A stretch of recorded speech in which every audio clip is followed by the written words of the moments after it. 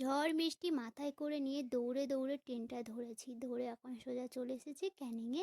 এখন ট্রেন থেকে নেমে প্ল্যাটফর্মে হেঁটে হেঁটে যাচ্ছে। আর এত বৃষ্টি হচ্ছে, চারদিকে পুরো দেখো কাদা।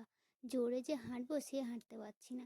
মায়ের বাড়ি চলে এসেছি আগের দিন, আর এটা পরের দিন ভিডিও। এখানে হরিনাম হচ্ছে, সবাই বসে হরিনাম দেখছে।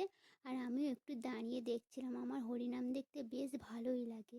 তো দাঁড়িয়ে আর দেখতে পেলাম কোথায়, এই কাজ ও কাজ সারাক্ষণ দৌড়াতে দৌড়াতে একদম সময় চলে গেছে। আর কদিন ধরে তো আমি ঠিক মতন ভিডিও দিইনি, আমার চ্যানেলের অবস্থা পুরো খারাপ হয়ে গেছে। আর রাতেরবেলা সবাই খাওয়া দাওয়া করছে, তা আমরা এখানে সবাই মিলে দেখা করছিলাম। পাপার বাবা আছে, আমি আছি, দিদির মেয়ে আছে, আরও পাড়ার অনেকের মেয়ে আছে, মানে অনেক মেয়ে আছে। সবাই মিলে একসাথে মিলে দেখা করছি। মন মেজাজ ও খারাপ, আর খারাপের মধ্যেও ভালো দিকও থাকে। সবাই একটু হাসি খুশি আর কি ঠাট্টা মারা হচ্ছিলো সন্ধ্যেবেলা, মানে রাতেরবেলা খাওয়া দাওয়ার সময়। আর তোমাদের তো বলা হয়নি যে কেন এতদিন ভিডিও দিইনি। আমার ঠাকুমা মারা গেছে, তার জন্য মন মেজাজ ভীষণ খারাপ ছিল। ভিডিও দিইনি, কিছুও দিইনি। আর এটা হলো ঠাকুমার মানে শ্রাদ্ধর কাজের সময় এসেছি, শ্রাদ্ধ হয়ে গেছে, ঘাট হয়ে সবই হয়ে গেছে, এটা সমাজের দিন।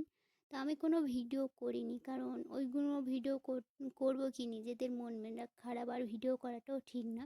আর এখন সব কাজ মিটে গেছে, দুপুরবেলা খাওয়া দাওয়া সবাই হয়ে গেছে, এখন ঘরের লোকগুলো সবাই মিলে খাওয়া দাওয়া করছি। তো সবাই বলছে, মাছি একটু ভিডিও কর, তুই তো সবসময় ভিডিও করিস। আমি বলছি ঠিক আছে, এখন তো করাই যায়, কারণ সব কাজ মিটে গেছে। এদিকে একটা মনের মধ্যে দুঃখ যে ঠাকুমা বলে আর কারোর ডাকতে পারবো না।